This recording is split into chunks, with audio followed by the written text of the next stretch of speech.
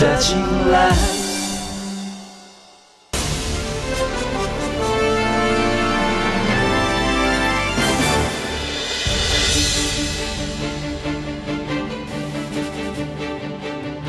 Namaste, Apollo clinicals dear ডক্টরে আপনাদের সবাইকে স্বাগত। প্রতিদিনের মতোই আমাদের আজকের পর্বটিও শুরু হবে ভিজিটিং আওয়ার দিয়ে।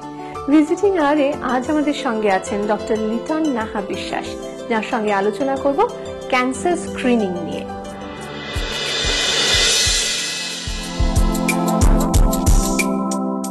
Doctor Biswas, very warm welcome to dear doctor. নমস্কার। নমস্তে।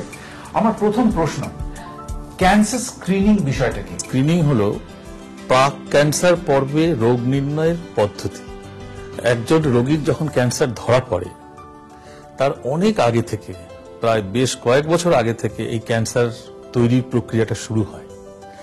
সেই অবস্থায় সেই পর্বে তার কোনো রোগের লক্ষণ থাকে না, কোনো উপসর্গ থাকে না, সে আপাত সুস্থ একজন মানুষ আর 5 জনের মতো। কিন্তু সেই পর্বে একটি স্বাভাবিক দেহকোষ আস্তে আস্তে অস্বাভাবিকতার দিকে এগোয় এবং ক্রমশ কিছু ক্ষেত্রে, বেশিরভাগ ক্ষেত্রেই সেই অস্বাভাবিক কোষগুলো আবার স্বাভাবিক কোষে ফিরে আসে, কিন্তু কিছু ক্ষেত্রে সেই কোষগুলোতে অস্বাভাবিকতা ক্রমশ বাড়তে থাকে এবং কয়েক বছর পরে সেটা একটা ক্যান্সার কোষে পরিণত হয়। আমরা যদি সেই ক্যান্সারের প্রাথমিক পর্বে, যখন ক্যান্সার সৃষ্টির সেই প্রক্রিয়াটি চলছিল, সেই সময় যদি আমরা রোগটিকে ধরতে পারি এবং ওই অস্বাভাবিক দেহকোষগুলোকে শরীর থেকে বাদ দিয়ে দিতে পারি বা নষ্ট করে দিতে পারি, তাহলে পরে তার শরীরে ক্যান্সার হওয়ার সম্ভাবনাটাই থাকে না। সেই পদ্ধতির নামই হলো স্ক্রিনিং। আমি কখন এবং কেন স্ক্রিনিং করাতে যাব? ধরুন আজকে আমার মনে হচ্ছে আমি তো হেসে খেলে বেড়াচ্ছি, আমার কোনো অসুবিধা হচ্ছে না, কিন্তু এবারও হতে পারে যে নিশ্চয়ই কোনো একটা ইন্ডিকেশন থাকতে পারে, বা সেটা জেনেটিক হোক বা আমার এই প্রেজেন্ট কন্ডিশনে কোনো একটা ইন্ডিকেশন থাকতে পারে। তো কি দেখলে পরে সঙ্গে সঙ্গে আমরা একটা স্ক্রিনিং করিয়ে নেব? হ্যাঁ, এটাই হলো স্ক্রিনিং পদ্ধতির যেটা প্রধান বৈশিষ্ট্য, সেটা হলো যে আমাকে মানুষকে বোঝাতে হবে, অর্থাৎ আমার প্রচারের মাধ্যমে হোক, তার সচেতনতা বাড়াতে হবে, তাকে এটা জানতে হবে যে এই স্ক্রিনিং পদ্ধতির মধ্যে দিয়ে গেলে ভবিষ্যতে কি ধরনের উপকার সে পেতে পারে। কারণ তার শরীরে কোনো রোগের লক্ষণ নেই, সুতরাং সে আসতে না চাইতেই পারে।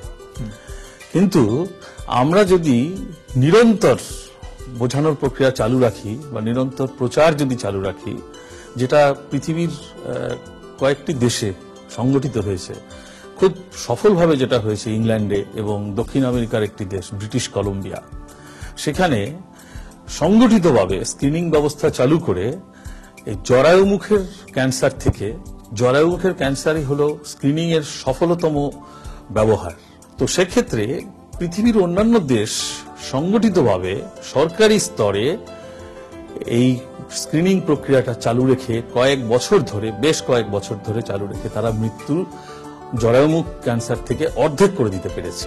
সেই জন্যে আমাদের দেশে, যেখানে নাকি জরায়ুমুখের ক্যান্সার সব থেকে বেশি, আমাদের দেশের প্রয়োজনীয়তাটাও সব থেকে বেশি, কিন্তু সেভাবে সংগঠিতভাবে আমাদের দেশে স্ক্রিনিং ব্যবস্থা চালু হয়নি। এইটা আমাদের বোঝাতে হবে। এই মুহূর্তে আপনি বলছেন বেসরকারি এবং সরকারি স্তরে এই ক্যান্সার স্ক্রিনিং অ্যাওয়ারনেসটা খুব একটা উদ্যোগ নেওয়া হচ্ছে না, সে কোনো সংগঠিত উদ্যোগ নেই। যেটুকু উদ্যোগ আছে সেটা বেসরকারি স্তরে এবং স্বেচ্ছাসেবী সংস্থার মাধ্যমে, এবং কিছু কিছু জায়গায় যেটাকে আমরা বলি বিজ্ঞানের পরিভাষায় অপরচুনিস্টিক স্ক্রিনিং। এই স্ক্রিনিং এর ক্ষেত্রে যেটা হয় সেটা হচ্ছে যে কিছু মানুষের মধ্যে, একটি ভৌগোলিক অংশের মানুষের মধ্যে ক্যান্সার সচেতনতা বাড়ে। ক্যান্সার যে একটা মারণ রোগ এবং সেটাকে প্রাথমিক অবস্থায় ধরা গেলে সেটাকে যে ক্যান্সার প্রিভেন্ট করা সম্ভব, সেটা মানুষের মধ্যে জানানো, মানুষকে সেই ব্যাপারে সচেতন করা যেতে পারে। কিন্তু সত্যিকারের সাফল্য পেতে গেলে নিরন্তর প্রক্রিয়া চালু রাখতে হবে। একটি নির্দিষ্ট ভৌগোলিক সীমানার মধ্যে সমস্ত একটি নির্দিষ্ট বয়সের মানুষের ক্ষেত্রে এই স্ক্রিনিং পরীক্ষা চালু রাখতে হবে, তবেই আমরা বেশ কয়েক বছর পরে এই সাফল্য স্ক্রিনিং এর সাফল্যটা অনুভব করবে। আপনি একটা ফ্রেজ বলেন, নির্দিষ্ট বয়সের মানুষ, এই বয়সটা কতটা? এই বয়সটা বিভিন্ন ক্যান্সারের ক্ষেত্রে বিভিন্ন রকম। আমি জরায়ু মুখের ক্যান্সারের কথাই বলি। এর ক্ষেত্রে আন্তর্জাতিক যেটা রেকমেন্ডেশন বা বিভিন্ন দেশে যে ব্যবস্থা চালু আছে সেটা হলো 25 বছর বয়স থেকে 59 বছর বয়স অবধি, অর্থাৎ জননক্ষম কোনো মহিলার যে বয়সের মধ্যে থাকে সেই বয়সের মধ্যে প্রতি 3 বছর অন্তর অন্তর এক করে স্ক্রিনিং করে নেওয়া। স্যার, আপনি যে বললেন যে 3 বছর অন্তর অন্তর এই টেস্টটা করাতে হয় এবং বেশিরভাগ মহিলা, যেহেতু আপনি বললেন যে গ্রামাঞ্চলে থাকেন, তাই কস্টিংটা তাদের পক্ষে কতটা ওঠানো সম্ভব যে প্রত্যেক 3 বছর এই টেস্ট করানোর মতো আর অর্থনৈতিক সক্ষমতা আছে কি, সেটা জানতে হবে। এটি খুবই গুরুত্বপূর্ণ প্রশ্ন, কারণ স্ক্রিনিং ব্যবস্থা সফল হতে গেলে যা প্রধান বৈশিষ্ট্য সেটা হলো স্ক্রিনিং পরীক্ষাটি কস্ট ইফেক্টিভ হওয়া চাই। কারণ আমরা পরীক্ষা করছি সুস্থ মানুষের, সেক্ষেত্রে কোনো একজন মানুষ আর্থিকভাবে তাকে সমস্যায় পড়তে হতে পারে এমন কোনো পরীক্ষা সে রাজি নাও হতে পারে। এই জরায়ুমুখের ক্যান্সারের ক্ষেত্রে যে জন্য এই বিশেষ কারণে এই বিশেষ ক্যান্সারটিতে স্ক্রিনিং পদ্ধতি সফলতা পেয়েছে তার অন্যতম কারণ হলো যে পরীক্ষাটি করা হয় স্ক্রিনিং এর জন্য সেটি ভীষণভাবে কস্ট এফেক্টিভ। খুব অল্প দামে পরীক্ষা করানো যায় এবং সেটা প্রতি মহিলা পিছু 100 টাকারও কম হতে পারে। আচ্ছা স্যার, আমাদের তো অনেক রকম ক্যান্সার হয় শরীরে, কোন কোন ক্যান্সারের ক্ষেত্রে স্ক্রিনিং করে সেটা আগে থেকে বোঝা যায়? এমন কি আছে কি কিছু কিছু ক্যান্সার আছে যেগুলো হয়তো স্ক্রিনিং করে কোনো লাভ হয় না? এখন পর্যন্ত যে কটি ক্যান্সারে স্ক্রিনিং পদ্ধতিতে কিছুটা সাফল্য পাওয়া গেছে সেগুলো হলো প্রথমত জরায়ুমুখের ক্যান্সার, স্তনের ক্যান্সার, বৃহদান্ত্রের ক্যান্সার বা বাওয়েল ক্যান্সার। আচ্ছা, এছাড়াও আরো কিছু ক্যান্সারে স্ক্রিনিং নিয়ে নানা রকম পরীক্ষা নিরীক্ষা চলছে, কিন্তু সেগুলো এখনো রেকমেন্ডেড স্তরে আসে, রেকমেন্ডেশন এখনো পর্যন্ত নেই। স্যার, অনেক সময় আমরা হয়তো জানতে পারি যে এমন পেশেন্ট আছেন যিনি হয়তো জানেন তার ক্যান্সার হয়েছে বা তার জেনেটিক্যালি প্রিডিসপোজ, যে তার বাড়ির কারো বা মা বাবা কারো হয়তো ক্যান্সার হয়েছিল, জেনেও অনেকে স্ক্রিনিং করান না, সেক্ষেত্রে তার কুফল বা অপকারিতা কি হতে পারে? স্ক্রিনিং এর উপকারিতা আমি কোনো ব্যক্তি বিশেষের ক্ষেত্রে চিহ্নিত করতে পারবো না। উপকারিতাটা হলো সমাজের, অর্থাৎ টোটাল যে ক্যান্সার কেস সোসাইটিতে বা কোনো একটি ভৌগোলিক সীমানার মধ্যে সেটা কমে যাবে, বা টোটাল ক্যান্সার ডেথ ওই বিশেষ ক্যান্সারের জন্য সেটা কমে যাবে। কোনো একজন বিশেষ মানুষ স্ক্রিনিং না করিয়েও সারা জীবন সুস্থ থাকতে পারেন। আচ্ছা স্যার, আর্লি ডিটেকশন আর স্ক্রিনিং এর মধ্যে কি কোনো পার্থক্য আছে? নিশ্চয়ই আছে। মূল পার্থক্য হলো আর্লি ডিটেকশন হয় তাদের যাদের কোনো লক্ষণ, রোগের কোনো লক্ষণ বা উপসর্গ দেখা দিয়েছে এবং সেক্ষেত্রে সেই রোগী ডাক্তারের কাছে আসে এবং আমরা যখন তার ক্যান্সার নির্ণয় করি তখন সেটা ক্যান্সারের খুব প্রাথমিক অবস্থায় থাকি বা যেটাকে আমরা আর্লি স্টেজ ক্যান্সার বলি। স্ক্রিনিং এর ক্ষেত্রে রোগী তার কোনো রোগের লক্ষণই থাকে না, সুতরাং সে ডাক্তারের কাছে আসে না, ডাক্তার তার কাছে যায়। এটাই হলো মূল পার্থক্য। আচ্ছা স্যার, ধরুন স্ক্রিনিং পর্যায়ে ধরা পড়লো কোনো রোগীর যে ফর এক্সাম্পল জরায়ুমুখের ক্যান্সারের একটা প্রবণতা আছে, সেক্ষেত্রে তার চিকিৎসা কিরকম হবে? তখন তো নিশ্চয়ই মানে সিম্পল ওষুধ দিয়ে এগুলো সারানো যাবে নাকি না প্রপার যেরকম চিকিৎসা সেরকম? জরায়ুমুখের ক্যান্সারের যদি প্রাক পর্বে ধরা পড়ে তাহলে নিশ্চয়ই চিকিৎসা যদি না হয় তাহলে এই স্ক্রিনিং পরীক্ষার কোনো অর্থই থাকে না। স্ক্রিন করার পরে যদি কোনো মহিলার ক্যান্সারের পূর্বাবস্থা ধরা পড়ে তাহলে সেই মহিলাটির প্রপার চিকিৎসা করলে পরে তার ক্যান্সার হবেই না। সুতরাং চিকিৎসা অবশ্যই করণীয় এবং সেক্ষেত্রে বিভিন্ন পদ্ধতি আছে। কিছু ক্ষেত্রে এক ধরনের বিশেষ শল্য চিকিৎসা যেটাকে আমরা LEEP procedure, loop electric excision procedure বলি, অথবা কারো কারো ক্ষেত্রে বিদ্যুৎ প্রবাহ দ্বারা সেই ক্যান্সার কোষগুলোকে সম্পূর্ণ নির্মূল করে দেওয়া হয়। আচ্ছা স্যার, এই বিভিন্ন ধরনের টেস্টের আগে এবং কিছু কিছু টেস্টের আগে রোগীকে হয়তো তৈরি হতে হয়, বিশেষ কিছু হয়তো ডুজ অ্যান্ড ডোন্টস আছে, তো তেমনই কি কোনো ডুজ অ্যান্ড ডোন্টস আছে এই ক্যান্সার স্ক্রিনিং এর ক্ষেত্রে? না, সেরকম কোনো ডুজ অ্যান্ড ডোন্টস নেই। শুধু স্ক্রিনিং এর ক্ষেত্রে কিছু রেকমেন্ডেশন আছে, সেটা যেই অঞ্চলে স্ক্রিনিং হয় সেখানে আগে থেকেই পুস্তিকার দ্বারা হোক বা বেতারে প্রচার করা হয়ে থাকে। সেটা হলো যে কোনো একটি বিশেষ দিনে কোনো একটি অঞ্চলে বা কোনো হাসপাতালে, কোনো স্বাস্থ্যকেন্দ্রে স্ক্রিনিং ক্যাম্প হবে এবং সেক্ষেত্রে ওই বিশেষ ভৌগোলিক সীমানার কিছু মহিলা বা যাদের স্ক্রিনিং হচ্ছে তাদের সেই ক্যাম্পে আসতে হবে।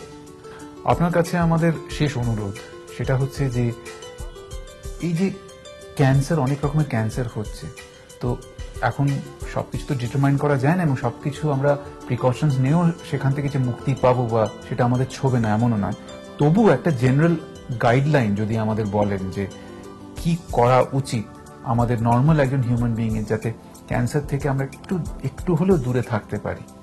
সেক্ষেত্রে যেগুলো সাধারণভাবে বলা হয়ে থাকে সেগুলোই আমি আবার বলি। সেটা হলো খাদ্যাভ্যাসের পরিবর্তন এবং সামাজিক ক্ষেত্রে কিছু পরিবর্তন, বিশেষ করে যেগুলো জরায়ু ক্যান্সার প্রতিরোধ করার পক্ষে উপকারী। সেটা হলো গ্রামাঞ্চলে মেয়েদের কম বয়সে বিবাহ না দেওয়া, বেশি বাচ্চা না হওয়া, দুটির বেশি বাচ্চা না হওয়া, অর্থাৎ অতিরিক্ত গর্ভধারণ প্রতিরোধ এবং সুস্থ যৌন সম্পর্ক। এগুলো হলো জরায়ু ক্যান্সারের প্রতিরোধের সাধারণ ব্যবস্থা।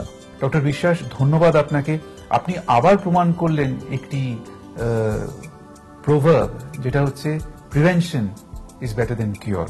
সুতরাং আপনার কাছ থেকে আজকে এই ক্যান্সার স্ক্রিনিং সম্বন্ধে যে মূল্যবান তথ্য পেলাম, তার জন্য আমরা ডিয়ার ডক্টরের টিমের তরফ থেকে সত্যি কৃতজ্ঞ এবং আপনাকে আন্তরিক ধন্যবাদ জানাচ্ছি আমাদের ভিজিটিং আওয়াজে আসার জন্য।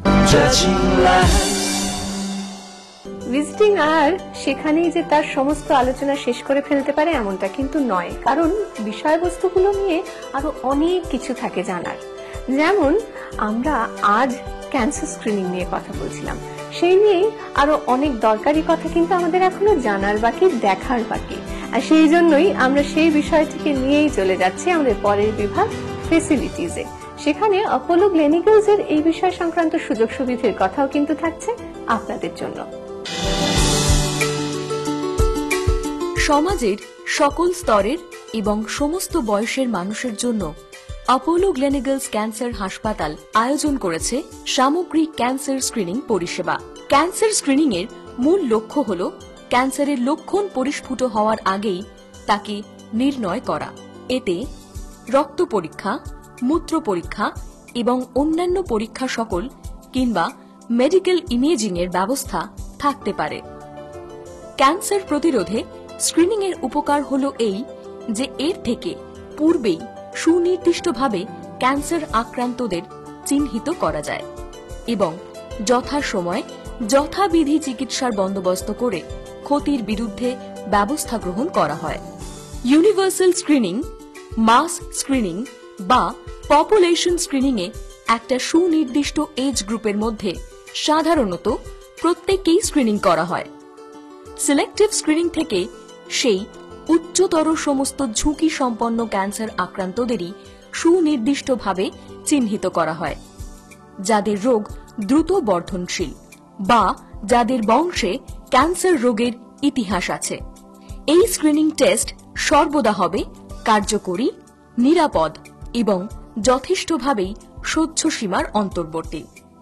যদি ক্যান্সারের লক্ষণ চিহ্নিত হয় তবে উপযুক্ত ডায়াগনোসিসের স্বার্থে আরও সুনির্দিষ্ট এবং ইনভেসিভ পরীক্ষার বন্দোবস্ত করা হয়। ক্যান্সার প্রতিরোধে আর্লি ডায়াগনোসিস বা পূর্বাহ্নেই রোগ নির্ণয়ের ক্ষেত্রে ক্যান্সার স্ক্রিনিং এর অত্যন্ত গুরুত্বপূর্ণ ভূমিকা আছে। উচ্চতর হারে সফল চিকিৎসা এবং দীর্ঘতর জীবনের স্বার্থে আর্লি ডায়াগনোসিস খুবই প্রয়োজনীয়। ব্রেস্ট ক্যান্সার স্ক্রিনিং এই রোগ অর্থাৎ ব্রেস্ট ক্যান্সার থেকেই মৃত্যুর হার কমায়। উপযুক্ত ব্রেস্ট পরীক্ষার জন্য অভিজ্ঞ ও যথাযথ ক্লিনিশিয়ানের সাহায্য গ্রহণ করা প্রয়োজন। প্রতি 2 বছরে অন্তত একবার 50 থেকে 74 বছরের বয়সসীমার মহিলাদের মধ্যে স্ক্রিনিং ম্যামোগ্রাফি করা।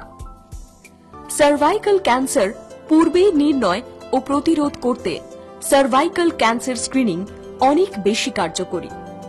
সাধারণত প্রতি ৩ বছর অন্তর ৬৫র মধ্যেকার ভারতীয় মহিলাদের যারা এখনো যৌন জীবনে সক্রিয় তাদের সার্ভাইকাল ক্যান্সার স্ক্রিনিং করা হয়। সিগময়েডোস্কোপির দ্বারা বায়োয়েল পলিপ চিহ্নিত করা হয়। কিছু ক্ষেত্রে পলিপগুলি ক্যান্সার প্রবণ হয়। Faecal occult blood testing, sigmoidoscopy বা কোলোনোস্কোপি দ্বারা যে সমস্ত রোগীর বয়স ৫০ বছর ছুঁয়েছে তাদের কোলোরেক্টাল ক্যান্সার স্ক্রিনিং করা হয়। মলদ্বার থেকে রক্ত পড়লে নিশ্চিন্তভাবে প্রত্যেকেরই ক্যান্সার স্ক্রিনিং করা উচিত। সারা পৃথিবীতে যদিও সমস্ত ক্যান্সার স্ক্রিনিং এর প্রামাণ্য তথ্যাদি ও রেকমেন্ডেশন ছড়িয়ে পড়ছে, তবুও পূর্ব ভারতে যেহেতু হেড অ্যান্ড নেক এবং লাং ক্যান্সারের প্রকোপ বেশি, তাই আপাতত কিছু পরামর্শ এক্ষেত্রেও দেওয়া হল। Head and neck cancer. A, তামাক, গুটখা বা সুপারি চিবানোর অভ্যেস থাকলে অবশ্যই ইএনটি ও ওরাল ক্যাভিটির আর্লি চেকআপ প্রয়োজন। বি, মুখের মধ্যে যদি কোনো ফুসকুড়ি জাতীয় গ্রোথ লক্ষ্য করা যায় বা 1 সপ্তাহের বেশি সময় ধরে না শুকনো কোনো ক্ষত থাকে তাহলে স্ক্রিনিং প্রয়োজন। সি, গিলতে বা চিবোতে অসুবিধা হলে স্ক্রিনিং প্রয়োজন। লাং ক্যান্সারের ক্ষেত্রে একজন মানুষ তখনই স্ক্রিনিং এর জন্য ভাবিত হবেন যখন দীর্ঘস্থায়ী কাশি দেখা যায়, শ্বাস গ্রহণে অসুবিধার সাথে কর্মক্ষমতা হ্রাস, কাঁধ, পিঠ, বুক বা হাতে ব্যথা অনুভব করা, বারবার নিউমোনিয়া বা ব্রঙ্কাইটিস রোগে আক্রান্ত হওয়া, কোনো অস্বাভাবিক লক্ষণ কিংবা সাধারণ স্বাস্থ্যের ক্রম অবনতি লক্ষ্য করা। আপনাদের জন্য ভিজিটিং আওয়ার ফ্যাসিলিটিজ এর পর আমাদের সর্বশেষ বিভাগ দ্য ট্রুথ অ্যাবাউট, যেখানে আছেন ডক্টর রূপালী বাসু, সঙ্গে নিয়ে হাসপাতাল, স্বাস্থ্য এবং চিকিৎসা পরিষেবার অনেক কথা।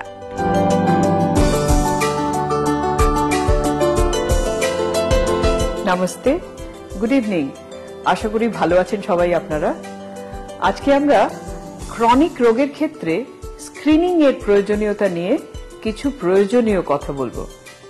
তার আগে আমরা ক্রনিক রোগ সম্পর্কে সাধারণভাবে দু একটা কথা জেনে নিই। ভারতবর্ষে ক্রনিক ডিজিজ কিন্তু এখন ডেথ আর ডিসেবিলিটির প্রধান কারণ। ভারতবর্ষ গ্লোবাল পার্সপেক্টিভে খুব দ্রুত লয়ে হার্ট ডিজিজ, ক্যান্সার আর ডায়াবেটিসের মতো ক্রনিক রোগের প্রধান ক্ষেত্র হয়ে দাঁড়াচ্ছে।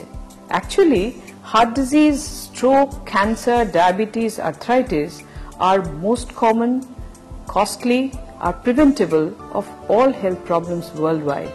Obesity আর আর্থ্রাইটিসের মতো রোগ হলো ডিসেবিলিটির প্রধান কারণ, আর এগুলো ক্রমশ দ্রুত প্রসারিত হচ্ছে। পূর্ণবয়স্কর ক্ষেত্রে কিডনি ফেলিয়ার, নার্ভের রোগ, অন্ধত্ব এগুলোও বাড়ছে, ডায়াবেটিসের কারণে বাড়ছে। আর একথা মনে করিয়ে দেব যে আপনাদের সারা পৃথিবীতে ধূমপানের মতো অন্যান্য খারাপ অভ্যেস মৃত্যুর বড় কারণ। এই সমস্ত ক্ষেত্রেই স্ক্রিনিং ফর ক্রনিক ডিজিজ গুরুত্বপূর্ণ। স্ক্রিনিং কাকে বলে একটু জেনে নিই।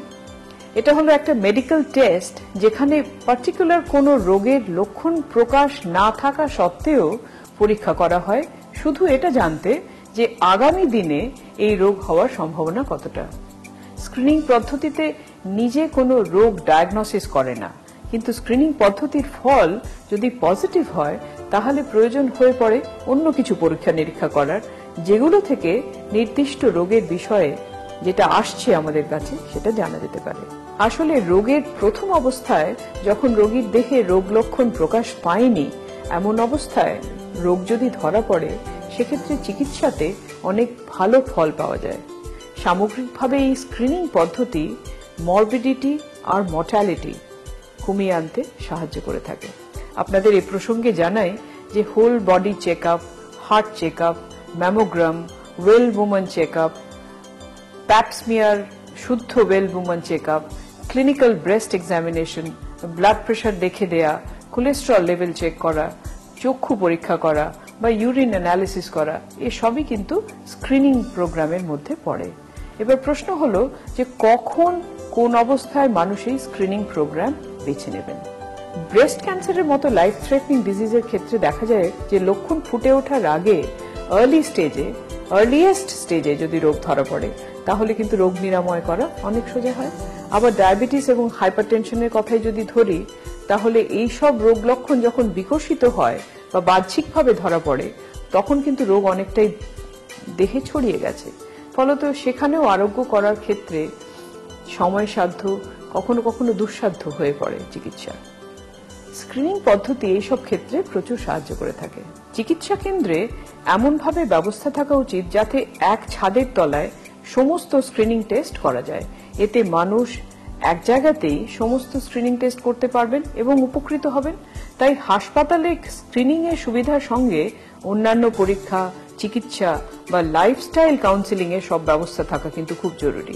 নির্ভরযোগ্য স্বাস্থ্যকেন্দ্রে উপযুক্ত পদ্ধতিতে পজিটিভ স্ক্রিনিং এবং সেই ফলের ভিত্তিতে অন্যান্য ডায়াগনস্টিক টেস্ট, ট্রিটমেন্ট, লাইফস্টাইল মডিফিকেশনের সমস্ত প্রয়োজনীয় ব্যবস্থা থাকা খুব উচিত।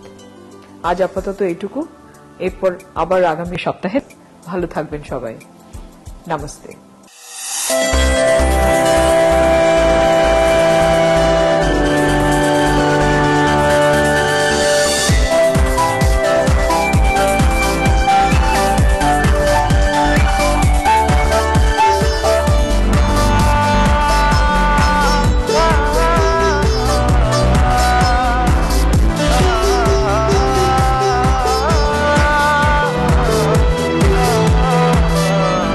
这青蓝。